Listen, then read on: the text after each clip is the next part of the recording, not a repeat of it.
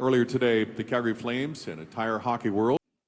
Hockey is just a game, but it's a game that binds and bonds people everywhere. The crowd at the Saddledome tonight joining the Flames and Leafs in a moment of silence for 3 young lives lost. We join the community in remembering J.J. Wright, Cameron Casorso, and Caden Fine, who passed away after a car crash as they were heading to practice earlier today. The teenagers played for the Southern Alberta Mustangs out of Stavely in the USPHL, and the team has posted a statement saying, in part, these young men were more than hockey players. They were teammates, sons, brothers, friends, and deeply loved members of our Mustangs family and the communities we call home. Obviously, in Western Canada, we feel this loss keenly. We remember Humboldt, we remember Swift Current. I'm sure a lot of folks will have their light on and their sticks out tonight for 3 young people who should have had more time. So again, we remember J.J. Wright, Cameron Casorso, and Caden Fine, thinking of the boys, their families, teammates, and loved ones.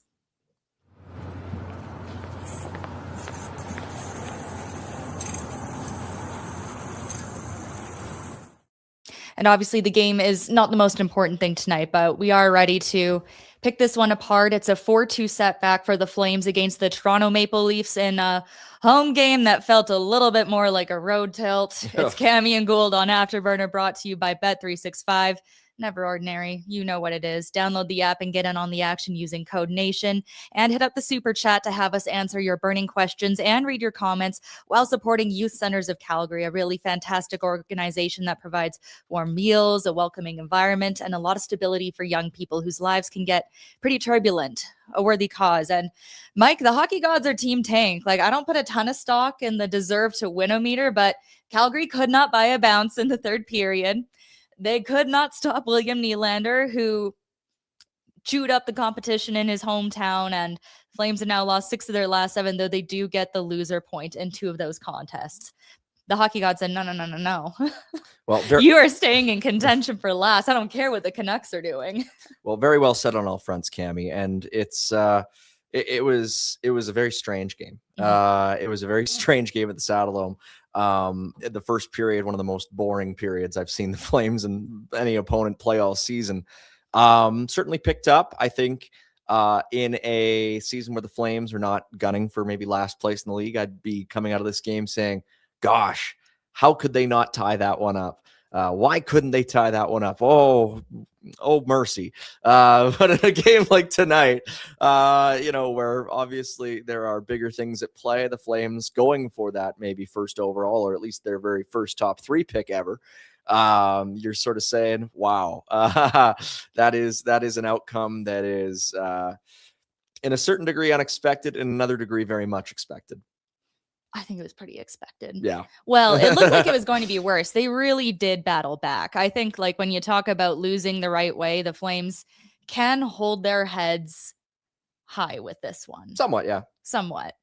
I mean, I think this was Zayne Parek's best game in the NHL. Agreed. I think he was good. I think both the 19-year-olds were very good tonight. I think Matt Vague-Gridden continues to settle in very nicely. He's had, to me, the thing that I liked with Matt Vague-Gridden tonight is that he's had games where he has looked very good, and he's had games where he's faded into the back. And one of the things that makes an NHL player is the ability to just touch the game in little ways, even when you're not scoring and even when you're not like red hot. And I think with Matt Vague-Gridden, he's settling into being an everyday guy that way. And I think with Zayne tonight, we sort of saw similar things. I was very impressed by his confidence. I was impressed by how he settled in as the game went along. And of course, a very much a note of respect from the coaching staff to put him out for the 6-on-4 or 6-on-5 at the very end of the game. So I thought it was his best effort so far in the NHL for sure. That's the thing. They're teenagers. This is the thing that drives me absolutely insane. Teenagers playing in the NHL should be rare. It should be, like we say, generational so much now. It's like, no, you got to let them cook. I just want to see progress, not perfection. And I think we've seen that with both players, especially for Parekh playing in his first NHL action since November 7th. We'll dig into more of some of the great things he did tonight. You touched on a little bit. He was out there for some key situations. But let's take a look at how this thing went down. It did not start well. No, it did not. Rescout thing, because had he kept on his feet, he wouldn't have had any chance to get in the way of this, and he almost swings his stick into the shooting lane. A very juicy meatball for the Leafs to get in the way of. It's swatted down. The Dustin Wolf could do. I thought he was fine tonight.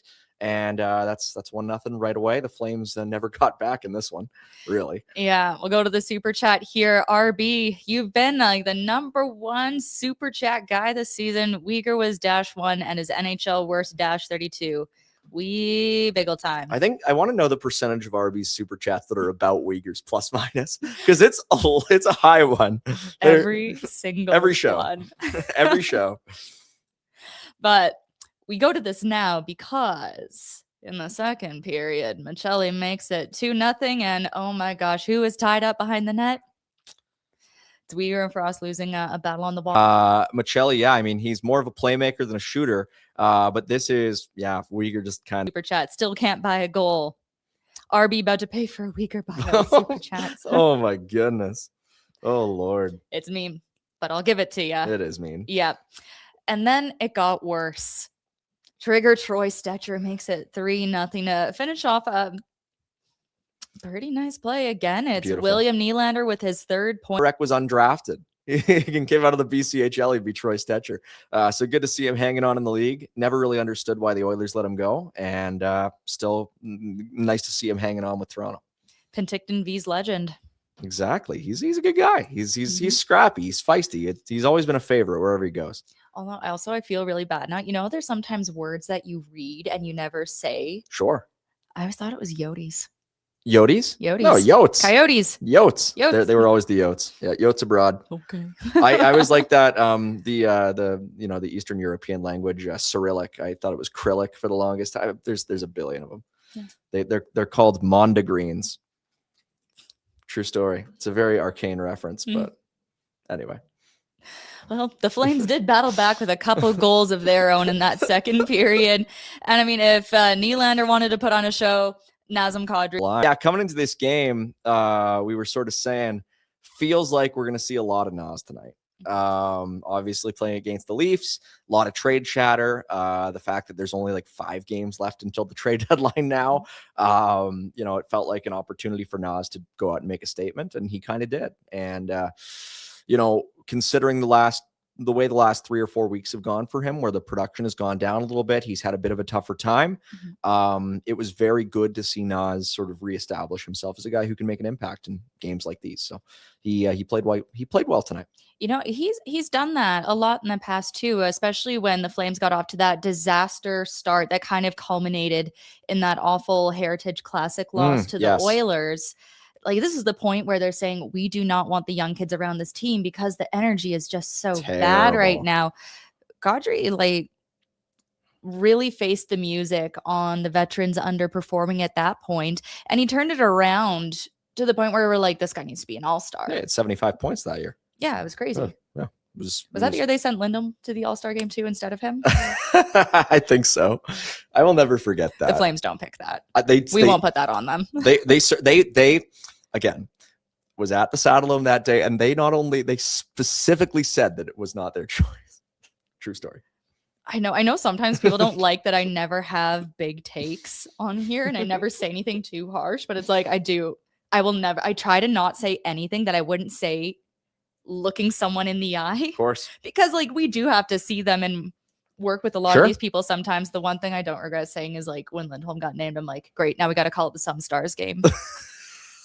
Wow. That's the only one I don't think I can. Holy smokes. Cami's going off tonight. Wow. I was not feeling it back then. It was like they had David Riddick in the All-Star game. And wow, that's saying a lot. Wow.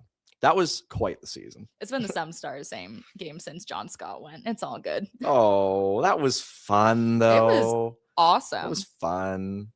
Yotes abroad. There we go. Got to hang out with him and Eric Lindros. Wow. And Cabby and Cito Gaston in Halifax that summer. Wow. They were there for the Halifax Progress Club Celebrity Sports Dinner. Holy smokes. And after the dinner, everybody went to Dirty Nelly's, and John Scott was just the kindest man, wanted to keep it low key, but everyone mostly recognized him because of how tall he was. He's huge. Yeah. So he just kind of in a series of unfortunate events movie when Jim Carrey is being a T-Rex and he Yes, does that and he goes crouch, like, that was basically how John Yeah. Scott had to walk to not get recognized Well, in Halifax. the That man didn't stand a chance at Pizza Corner. He's huge, and that's what makes Adam Klapka so unique in that he's a 6'8" guy who's actually like one of the most productive 6'8" guys in NHL history. When you look at forwards, like that's quite the group, though. That would be quite the hang. John Scott, St. John Ice Caps legend. That's there you go. It's pretty cool. It was pretty unbelievable. How do we get here? Not saying things that we wouldn't say to people's faces. Right. Yeah. And Kadri being, just being a guy who's always been willing to own his shit. I have a ton of respect for Nazem Kadri. Yeah. I hope he gets a chance to play for a better team than this one. Quite frankly, and I would say that to him. I would say, Naz, you know what? I think I said this on a show recently where I was sort of saying, I think there are guys on this team who have put in a certain amount of time in this kind of environment. I mean, this is year 4 for Naz Kadri in Calgary with no playoffs. He's, I think, done more than enough. He has set a career high in goals in a single season in Calgary. He's at his second most productive season ever with 75 points. He's been an all-star. He's been a very, very good player. And I think he has absolutely earned the right to go play for a better team. And I think the Flames have earned the right to recoup the first round pick that they essentially gave up to get him. So I think ultimately what transpires over the next month, with the Olympics in the middle of that, will be for the benefit of both parties. And we'll see how that unfolds. And you know what? He turned out more great work tonight. Just as we were talking about, we're like, man, Wool's letting out some big rebounds. Big, huge. I'm like, I don't even know if these are shots or like, is that a pass off the pads? Was that? I don't even know anymore. But just as we were talking about that, Calgary cuts the lead down to 1. It's Farabee with goals in back-to-back games. And it starts with Kadri. He wins the face-off. Kuznetsov has the long shot and scoring points at any given moment. Right now, it's Joel Farabee's turn to score points, and he has done a very good job, I think, of being a quality middle 6 forward for this Flames team, and good for him getting rewarded going to the net. Jack, I think we need to start playing the Jaws music when RB hits us with a super chat. Love it. I love it. It is so repetitive, and what do you think it's about? It's a good bit. Plot twist, this one's not about Weegar. Is it not? Hubert Odutia setting up Nylander. Wow. Everyone's got the zingers tonight. Wow. I gotta cook some up here too. I gotta figure something out. But wait, there's more. Uh-oh. I'd say it to their face. Trade Weegar and fire Maloney. Well, here, I'll one-up you. Let's fire Weegar and trade Maloney. Take that. Checkmate. I don't know. like, sure. Do it, man. Go to their faces. Tell them how you feel. I can't stop you. Like, what, you're gonna find them at Sunterra Market? Like, what's going on here? Like, don't do that. I actually think they have some community appearances coming up. Please don't harass people. Don't harass people. Yuri, you can't fire me. I quit. I'm just hanging out. We're all just hanging out. We're having a good time. For the record, think that we should be nice to Mackenzie Weegar and Don Maloney. Yes. I think they are nice people. I think you can criticize the way that they play or manage a hockey team, as I have done on occasions, and as you are doing on occasions, and we should be nice to them. I just don't think this is who Mackenzie Weegar is as a hockey player. No, he looks awful. Like, I wonder if he's hurt. Yeah, he has to be. There's something. He's like, again, I said it, I think, on the last Afterburner. We entered this season seeing Mackenzie Weegar as a possible Team Canada Olympian. Were we all suffering mass psychosis to come to that opinion? I don't believe so. No, we weren't. This is a guy who has clearly put in very good, top caliber hockey. If we fall for a mass psychosis, I hope it's like the one they had in France where people dance themselves to death. Exactly. Like it's RB. If I saw Weegar in the community, I'd walk to the other side of the street. All right. It's like in The Witches. When you see a witch coming, you walk to the other side of the street. It's like a rolled doll book. Oh dear. Okay, but there is like a more reasonable take here. Weegar just isn't a number one, needs 1 to 3 minutes fewer a night. Plus, the psychological load of being the guy can be hard on a bad team. And when you're on a tougher team, maybe you don't have the most consistent D partner, which he did not have at the start of this season. Oh yeah. You start doing too much. It's the You whole. try to make the hero play and you come a little bit out of position, and then it's just a mess. It's a whole Seth Jones Chicago thing. If I was gonna predict something for next season, I'd say he rebounds somewhat. Of course, I think so. I think it's. I'm very curious to see how Calgary navigates the summer. I wouldn't be surprised if they move some guys and then sign a couple of stopgap free agents.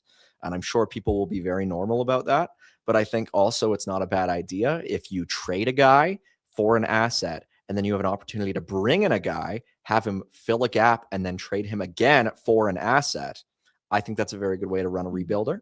And I also think it's a good way to insulate some guys on your team or give them a little bit more support.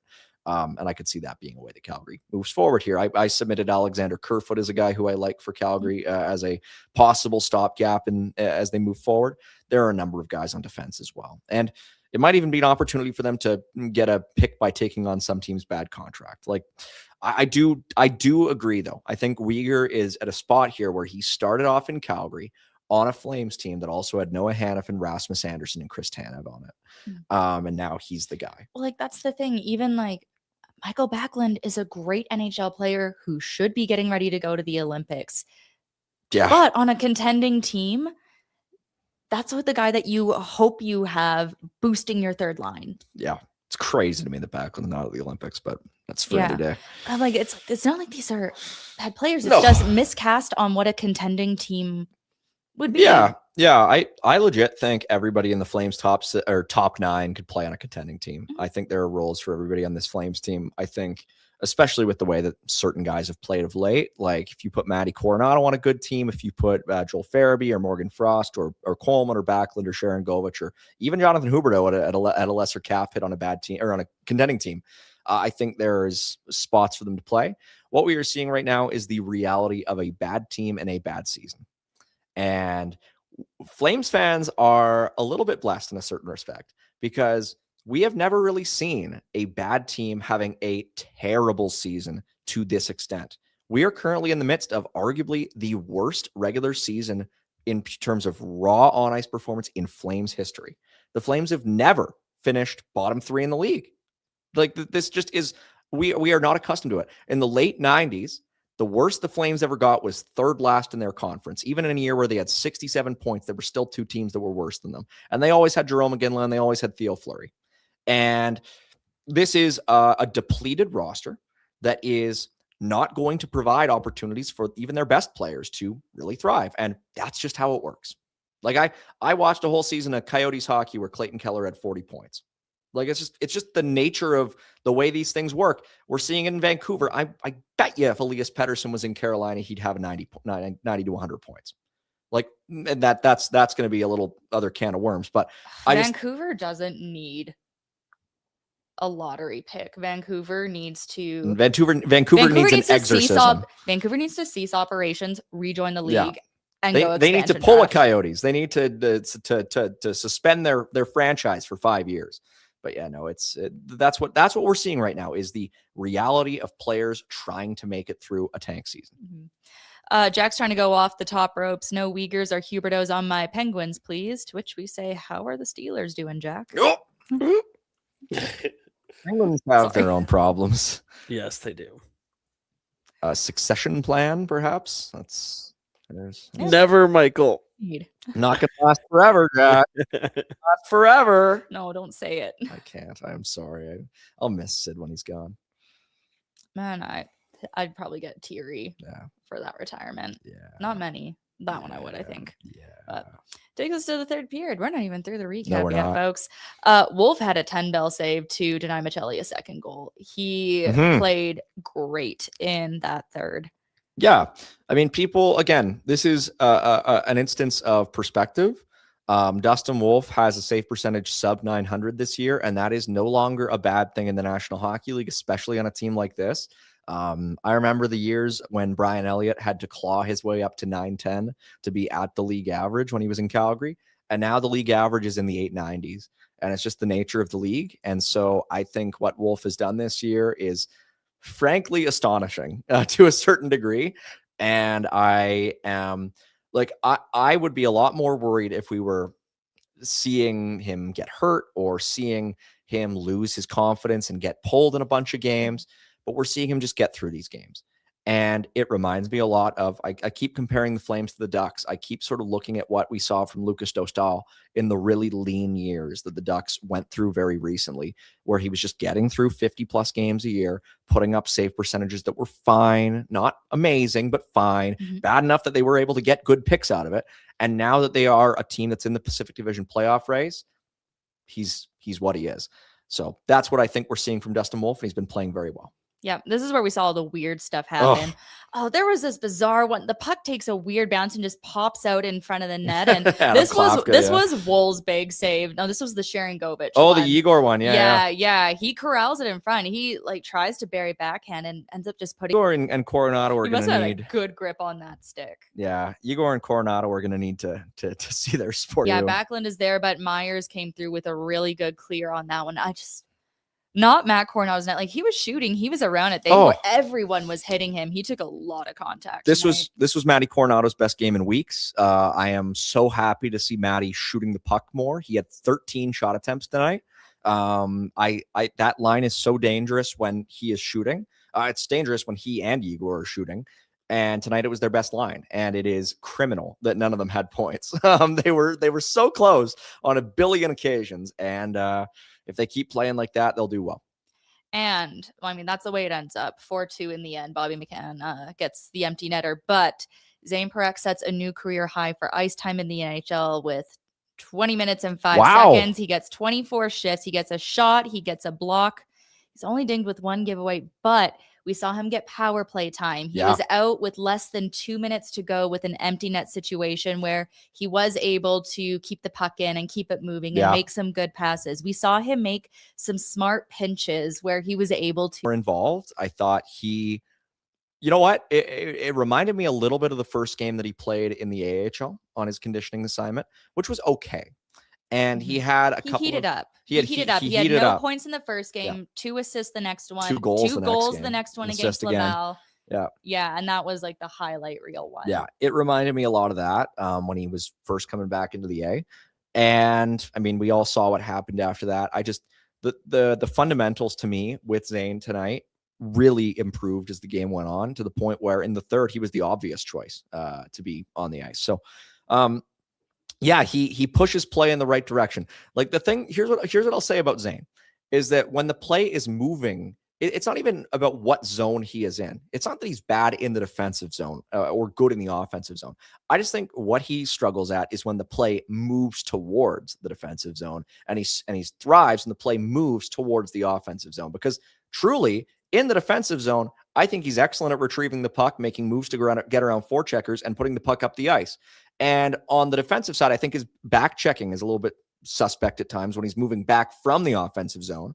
And I think he sometimes loses a guy in transition that way. So I think it's a little bit deeper than that. But yeah, I thought tonight was great. And I think as the Flames go into more games where they get more power play opportunities and stuff like that, he'll be more of a factor on the score sheet. And I think that's coming, especially after the Olympic break. Although that power play was a little useless. It wasn't great. No, the best chance was for the Leafs. No, well, and not many reps. I mean, they had 7 against the Sharks, and 1, I think, against the Toronto tonight. But like, as far as like, I know there was uncertainty about whether Parekh would play against the Oilers. I'd play him. I don't think he should play every game down the stretch. No, but I'd play him on Wednesday for sure. Yeah, like I'd earned it. Yeah, I think so. I would be really interested to see a game where he and Brustevich both play, but that might be a bridge too far at this point. We'll see. Maybe after the break. Yeah, and Huska was talking today about how it's going to be important for him to use this time away to bulk up. Yeah, bulk up, man. Yeah. It's funny. That's the balance. Like, guys who played college hockey, they have the extra time to be in the gym and try to build strength. And the guys who stay in the CHL get more used to like that pro style of schedule, playing the 68 games. Yeah. I my personal opinion with Zayne is that I want him to start in the American League next year. Not for long, not for very long. I maybe want to see him play down there for a month or a month and a half, 6 weeks. But I just think it would be a good way for him to ramp up and get into this pro rhythm again, because it seems like it really assists him. I think these 4 games that he's played in the American League are going to be a huge help for them the rest of the way. Very curious to see how he's going to do back after the break, because obviously everybody else will have the same conditions. It'll be everybody with 4 weeks off. Everybody on the Flames. Well, we except should for Marty also see Pospisil. him healthier too, because I wouldn't assume he's at Yeah, he's probably 100%. What injury in December? Not me. Not me. Yeah. What? Yeah. So anyway, But it was a good night for him. it was. Dustin Wolf had some good saves. Like, the numbers are not flattering. It's just something about Toronto. They just cannot get past Toronto. This is the team that probably prevented him from winning the Calder, because he had his worst game of the season last year in Toronto when everyone was watching. Yeah, and it's tough with Dustin. I mean, I don't know if maybe it was the annoying crowd tonight. We haven't really touched upon that. I mean, good to know that the Flames season ticket holder base made some good money tonight. But you know what? Teams like to be galvanized and to have a common enemy. That crowd should have been their enemy. Oh, I made the mistake. If I was a Flame at this game tonight and I heard a "Go Leafs, go" chant, I would be so angry. I wouldn't even have peripheral vision anymore. I'd be seeing so much red. It wasn't great. I mean, and the thing is, I'm part of the problem, because I went to a Flames Leafs game at the Dome, I think back in like 2022, when the Flames were really good, like really good. And I was like, oh my God, all these Leafs fans, I don't want to do this again. And so I haven't been back to the Dome for another Flames Leafs game. So I'm part of the problem. Clearly, it's a self-fulfilling thing. It's like nobody goes to Coney Island because it's too busy. So, it's, I don't know. It's a horrible thing. Maybe they need to, but they can't do anything about it. Like, what are they going to do? Not let people in the door? Like, how do they make it happen? You can't stop people from coming. Well, you can try. How? Like, I don't know. They all live in Calgary. Well, like in playoffs, like even in like soccer, football.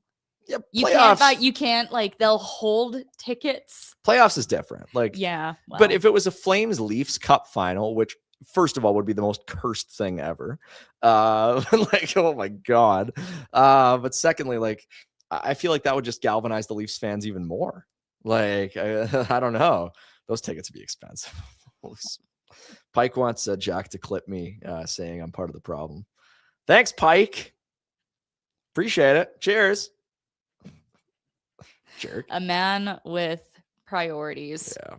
Yeah. Pike's probably still up in the press box, just chatting away. It's probably still confetti from the show last night in the press box. There we go. Yeah. I think Pike was there too. Yeah.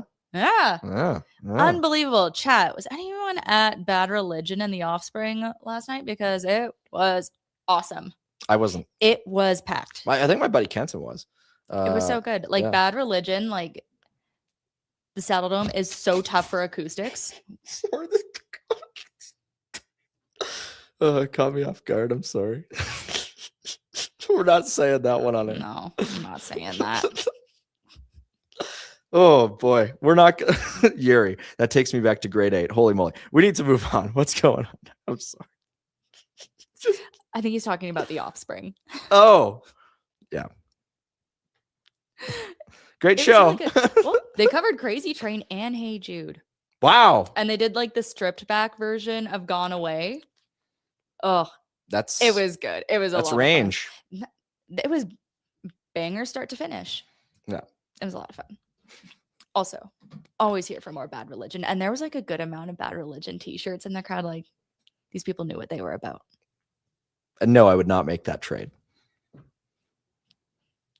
Noted. Let's move on. Oh my gosh, there was news today. There was news. Trade. Minor news. Yes, the Dallas trade that people have been hotly anticipating. Texas Tiger? No. Jeremy Poirier, my old buddy, the Calgary Wranglers, that inaugural season. They won 51 games. That team just continues to There's hardly anybody from that team in the organization anymore. It's just basically just Connor Zary now at this point. It's and Marty, I guess, Marty Pospisil. It's it was a deal that we all kind of saw coming to a certain degree. It felt like Poirier's time was up.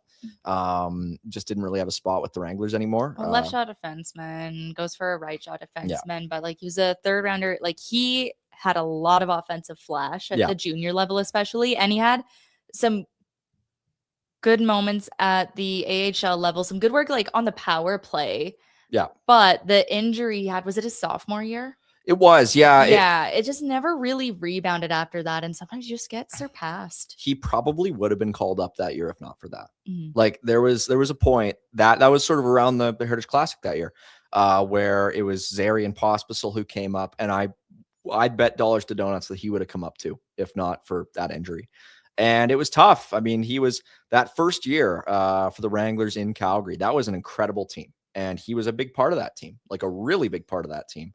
And, he was the second leading scorer among defensemen. He had 41 points in 49 games. I mean, some of the names on this team really takes you back. Matty Phillips and Ben Jones and Nick DeSimone and Emilio Peters. It's funny, with DeSimone, though, we've talked a little bit about Poirier on shows leading up to this because we, again, sort of saw the writing on the wall. Probably wasn't going to get qualified as an RFA this coming summer.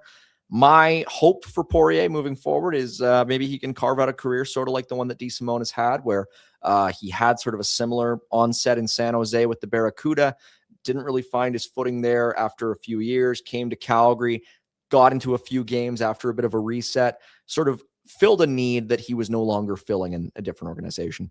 The Flames get a defenseman back in this deal. Remind me the name. It's Alan... Gavin White. Fourth round pick, 2022. Was an overager, two-time That OHL trade champion. proposal really shook you, hey? It really shook me. Alan. Come on, guys. We have the parental controls on the TV for Mike. He can't be saying stuff like that in the chat. Alan. They traded Jeremy Poirier for Alan.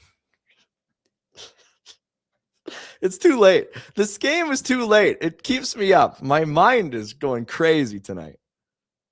Yeah, it's getting close to your bedtime, too. Can't wait to watch the Calgary Wranglers and Allen.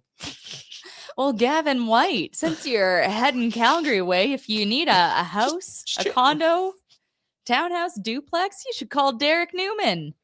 The Derek Newman Group, DERRICK, over 100 million in real estate sold. He's got so many 5-star Google reviews. I'm one of them. And hey, that business, almost all of it is repeat business and referrals. It's huge. He's a guy that you want to stay with. And he's connected to the city, volunteers in the community. Gavin or Alan, if you feel like rebranding, give Derek a call. New website, dereknewmangroup.com. That's DERRICK Newmangroup.com, or call 403-619-6661. Are you well? No. Pinder saw Derek Newman at the Graham. At the Graham. Who broke him? At the game. Great human. Derek Newman is a great guy. It's a great family. It's unparalleled stuff. What's the number again? 403-666 something? 619-6661. There we go. Oh, I did that one off the top of my There head. you go. Right off the dome. Right off the saddle dome. Boom. Hey. Soul of a Dead Machine says that I think Mike had too many road pops. I had 2 vitamin waters tonight. 2 of them. Took some magnesium. So maybe that's got me all loopy. Peppermint latte. I don't know. What is that thing? That you was drink? well, that was on the Warmies. People think that the Warmies is like the peppermint latte of our shows. I think the Afterburner is more like a smooth bourbon. No, No? not that classy. Oh, come on. Not that classy. Yeah. All right. Maybe a tasteful Modelo. A tasteful Modelo. You know what? I heard of did you see the movie One Battle After Another with Leonardo DiCaprio? No. Scene in that movie where Benicio del Toro gets arrested and he says, I've had a few small beers, and there was somebody doing an Oscars nominations party, and they had a number of themed cocktails, and there was one that was a few small beers, and it was just 3 Modelos. They just gave you 3 Modelos. Lovely. That's a perfect cocktail. 2 small beers. Should we take a look at the tank standings? Tank standings. Tank. Oh, St. Louis looked like they were going to move up. Deeply upsetting. Surprise. They were up 5-1 on Deeply the Predators. Deeply upsetting. I guess they really wanted to send Barry Trotz out on a high note because they scored 5 unanswered goals. So if they sent Steven Stamkos, welcome back. if they sent Barry Trotz out on a high note, did they go out on a flat note? Because they were horrible. That Blues music was just off key. That was good. That was pretty good. Yeah, 6-5 Blues lost. I mean, yeah, St. Louis lost, Vancouver lost. I've pretty much given up on catching Vancouver at this point. St. Louis is right there, but it wasn't all bad tonight. Chicago beat San Jose, 6-3 win for the Hawks over the Sharks. And also Winnipeg coming back late. Logan Stanley with his 9th goal of the season for Logan Stanley. And the Jets get a point in Dallas. Come through. So yeah, the Flames stay in 8th in the I'm looking at the wild card standings right now. 22, 27, 6. They got 50 points. St. Louis is there with 49. Yeah, Vancouver, tough act to follow. 42 points. On the mom's trip too. Yeah. And Vancouver lost Philip Hedl again tonight. Yeah, they lost 6-2 to the Mammoth. Yeah, Vancouver is in a bad spot. But yeah, the Flames and the Rangers. I mean, the Rangers are really the only East team that is down there. We're really starting to see a bit of a spread now between sort of 26 and 27. There are really 6 teams that sit alone at the bottom of the NHL standings. The only teams that I really care about in the tank standings, as it were, Chicago, Winnipeg, Calgary, the Rangers, St. Louis, and Vancouver. Those to me seem likely to be the top 6 picks at this coming draft. And the odds of the Flames getting their first ever top 3 pick, not amazing.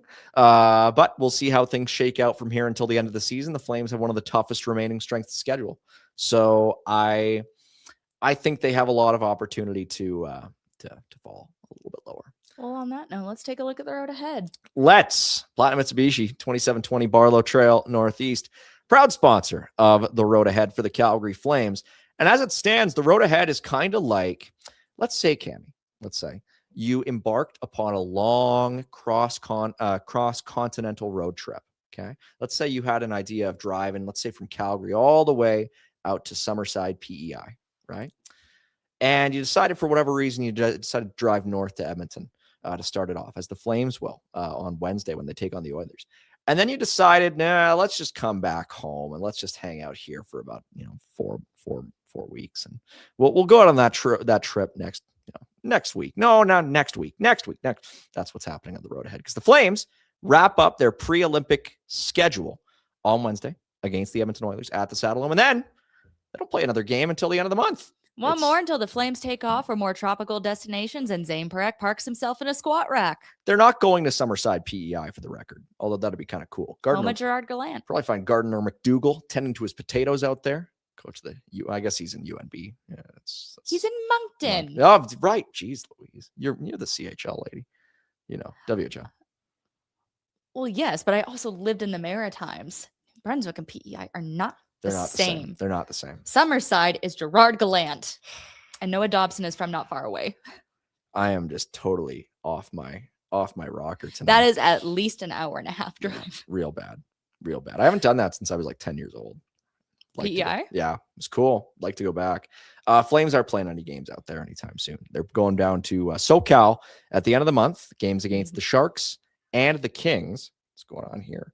And then they sort of embark on a bit of a gauntlet in the month of March. It's going to be a really, really tough schedule for the Calgary Flames as we move forward here. The game against Edmonton on Wednesday is one that I'm really excited about. I think the Flames will be really geared up to try and or at least sort of send themselves off on this break with, a bit of a high in front of their home fans. But well, Toronto is playing in Edmonton tomorrow. Yes. So Wednesday we have the Battle of Alberta with the Oilers on the second half of a back-to-back. It's going to be another 8:00 start for the final Battle of Alberta this regular season. But Oilers are now tied with Vegas in points for the Pacific Division lead, and Golden Knights have a game in hand, but Vegas is kind of letting Edmonton back in the race. They are 1-3-2 since Anderson got there. Well, that's part of it. It's worse than that. I think you're right. I think it might be 1-4-2 now. I think because I think after yesterday, I think. But in any event, it's bad, and no matter how you slice it. So that's part of the other thing that I wanted to say is that as we move forward in the road ahead, you also have to be very conscious of the other draft pick the Calgary Flames have. Because as the Flames move into the month of March, they do have some difficult games. They start off against Anaheim and Dallas, which are two tough opponents. But the Vegas Golden Knights are really not that much different. They have a bit of a tricky schedule on the rest of the way as well. And if the season ended today, the Flames would actually get a solid pick from Vegas in that Noah Hannafin trade that they made a couple of seasons ago. Sort of similar. We're kind of seeing a redux of what happened with Cole Reshny last year, the Cole Reshny pick that Calgary got from New Jersey. A lot of folks expected that pick to be in the 25, 26, 27, 28 range. And now if you factor in the Ottawa forfeit, it'd be number 19 if the season ended today that Calgary gets for Noah Hannafin. So not bad in the grand scheme of things. And that's going to be something that we continue to watch because with Rasmus, has not been the greatest fit so far in Vegas. It's been okay. I don't know how much of it is on him. I think there's a lot of adjustment, but it is also, to me, a bit of a strange assortment of defensemen the Vegas Golden Knights have put together. I don't think they quite meet the standard that they have set in previous seasons on the blue line, where you had these huge pillars who played really hard. I don't see that to the same degree with Vegas now. So, definitely another factor as well, because Vegas's upcoming schedule is no easier, in my opinion, than the Flames is. And one more thing about the Battle of Alberta. Let's hear it. I hate load management more than anything. Do not harm a hair on Connor McDavid's head before the Olympics. Oh, did you read his Players Tribune thing out did. today? I loved it, unfortunately. Yeah. Unfortunately. I mean, it read like it was ghostwritten a little bit. A little bit? Not as bad as Patrick Laine's. It was pretty bad. I was entertained. No, I enjoyed it. Give it a read. I love Players Tribune. Well, here. The Chris Draper one is the best one. There have been some really good ones. Yeah. Really, really good ones. The Johnny one was great. Yeah, it was. It really was. Yeah. But buzzing past that, we'll take a quick look at Canada at the Olympics. The men's tournament starts the 11th, but Canada doesn't see its first game until Thursday the 12th. That goes against Czechia at 8:40 in the morning, and that's Mountain Time. Back at it on Friday at 1:10 Mountain against Switzerland. And for the women, they open the tournament this Thursday at 1:10 Mountain against Finland. And then they have Switzerland on Saturday, also at 1:10. And just to further the point that I was making previously as well. So Vegas, prior to the Olympics, they have a back-to-back on Wednesday, Thursday, Vancouver and LA. So it's back-to-back. It's going to be a little tricky. Play LA again and Washington to close out February. And then the month of March for the Vegas Golden Knights, who I remind you, Calgary has their first-round pick. They play Pittsburgh. They play Pittsburgh, Buffalo, Detroit, Minnesota, Edmonton, Dallas. The first 6 games of that month. Those are all really tough games for that Vegas team. Like, those are 6 teams that are playing very well. They go into Pittsburgh again, and then Chicago, but then back to Buffalo, Utah, Nashville, Dallas, Winnipeg, Edmonton, Washington, Vancouver. So I think at least sort of 60, 70% of those games are against very good teams, and a lot of them on the road. They play Dallas twice on the road. They play Buffalo on the road. They play Detroit on the road. They play Pittsburgh on the road. So, not an easy schedule if you are the Vegas Golden Knights. And if you're the Calgary Flames and you want to see a draft pick get better without the conflicted feelings of having to wish the Flames lose to get it that way, you can just watch the Knights and wish them to lose. And then, you can get the best of both worlds. So that is for the most part, your road ahead. Brought to you by the good folks at Platinum Mitsubishi. Proud to be a brand ambassador of Platinum Mitsubishi, 2720 Barlow Trail, home of the 10-year powertrain warranty on all of their Outlander PHEV, Eclipse Cross, and RVR models. They're great folks. A family-owned and operated business. You don't see that a whole lot in the car sphere these days. So give them a shout. Head on up there, and they'll treat you right.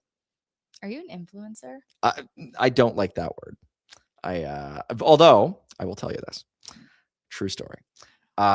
Sorry, you got me going. 2020-ish, I think. I posted on Twitter a couple times. I really wanted to see Pepsi bring back Crystal Pepsi. Remember Crystal Pepsi? Mm-hmm. The clear Pepsi. Yep. And part of why it went rancid so fast. Turns out clear drinks actually need to be in those green bottles. It stops them from spoiling. Exactly. Yeah. But I was like, Pepsi, you should bring it back, because they brought it back when I was in high school. They had done like a little run of it, and I was like, bring it back again. And they did bring it back again. And then they sent me a box, not just of Pepsi, but I have at my parents' house, I have a Crystal Pepsi like jacket and a hat and sunglasses and a fanny pack that all have the Crystal Pepsi logo on them. So send me stuff. I'll say yes. You can send it to the studio. Just address it to Mike and we'll be great. Dylan got to do Taco Bell commercials and he got lots of gift certificates. Really? And he did 2 Taco Bell commercials when he was in college. Wow. That is pretty cool. Maybe we'll play them on here sometime. We should. He's wearing like a mesh football jersey in it too. Just you It's wait. wild. We are getting to the viral video segment of this show. We're not there man. yet. Yeah, you know what? This looks like a tough schedule. Like if you need to gird your loins with a beverage or two, the place to do it is at the Unicorn. 2 locations. Crystal Pepsi on tap? Yeah. Yeah, Crystal Pepsi on draft.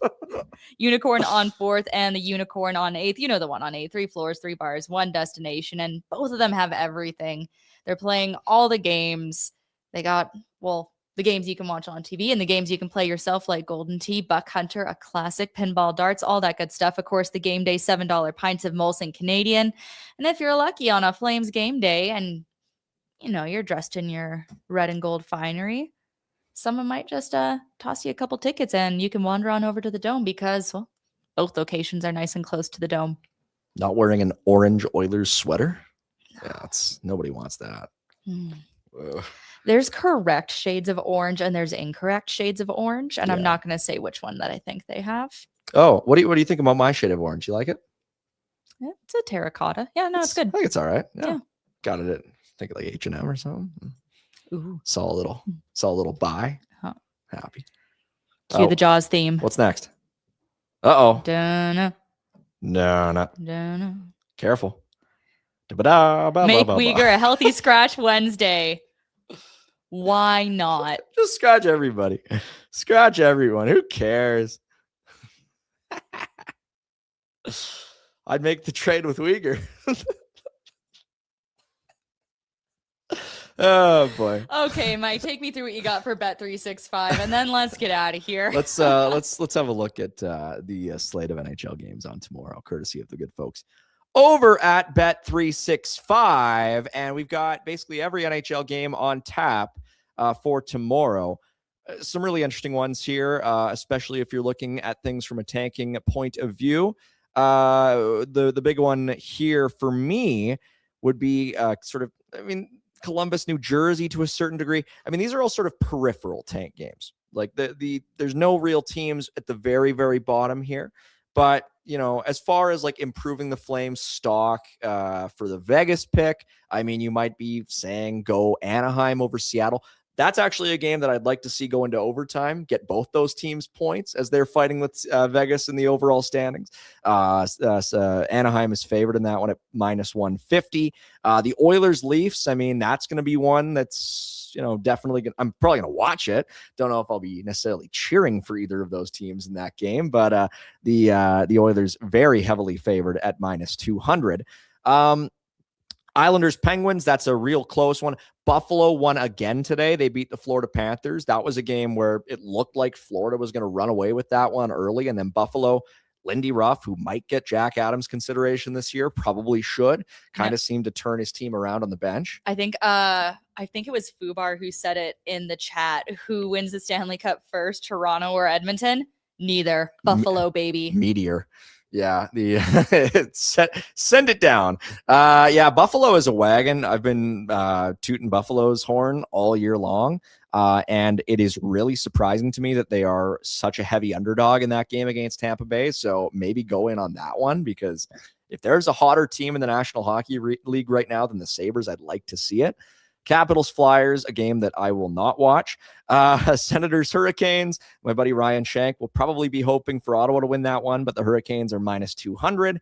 And Devils and Blue Jackets. I mean, Columbus is hot. I'm actually surprised that Columbus isn't favored in this one. They've won like 8 of 9 under Rick Bowness, but the Devils they've been banged up too. Yeah, Devils are favored in this one at -120. So in any event, some really good lines there. The number one that I would look at, I think, is Buffalo over Tampa Bay. And again, Afterburner is a presentation of Bet365. Whatever your bet, it is never ordinary at Bet365. Download the app and get in on the game. Just use that code NATION. I'm a little scandalized here. Why are we debating which pizza is better in the chat, Boston or Huts? You're in Calgary. Nick's exists. Yeah. I went to, you know what? You know where I went for pizza before today's game? A place that I had not tasted since grade school.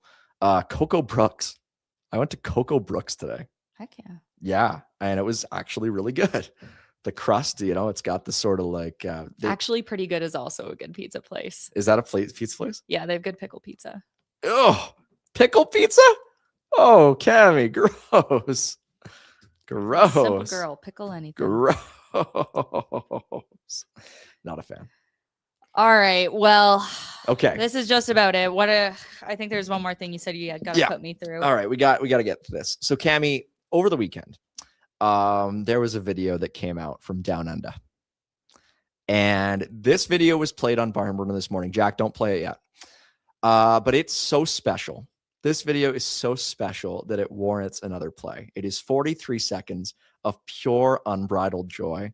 And we are just going to let it play with full volume for this full 43 seconds. And I need to see how you react to this. So Jack, without much further ado. A chair thrown outside a strip club hits a man in the head and he goes down hard. It happened here around 9:20 last night on King Street in the city outside Bar 20. The man and a mate had been inside but were thrown out. One of them grabbed a chair from a restaurant next door despite staff and customers there trying to stop him, and it's suspected he was trying to throw it at security at the front door, but instead it hit his mate in the head. He recovered reasonably quickly, got up and walked away. It's understood no one rang police or an ambulance. We'll have full details. 7 News tonight at 6. Why is that on the news? Why not? It's so good. Have you seen that? Is this all it's missing is like a streeter interview with Handsome Dan. There's like 15 angles of it. Where are all these cameras? Look at this. There's another angle of it from across the street. This is the future George Orwell envisioned. Like it's just so good. Like it's the sort of thing you can imagine. You can imagine a news producer getting sent this at like 1 a.m. and being like, is this really news? But also, this footage is too good not to use. No, absolutely. I bet people in the newsroom were fighting for that assignment. Like, having worked in news is watching Anchorman and saying, I would kill to cover a cat fashion show. I would love to cover this. Anyway, having been on TV news yourself, I knew I had to show you that. Yeah. What did you think? The reporter handled it with great aplomb. Oh, I loved it. That would have been a great story to do. Seriously, people battle. Like, look at the face here. Look at the face there. It's down on the ground. Back it up 1 second, Jack. Like, look at the guy. This, like, every little bit of it. Look at this. The guy on the ground, he's like, all right, I'm done. Get off me. And then he gets up and then he gets... This is my favorite part. The security guy just The security guy laughing is great.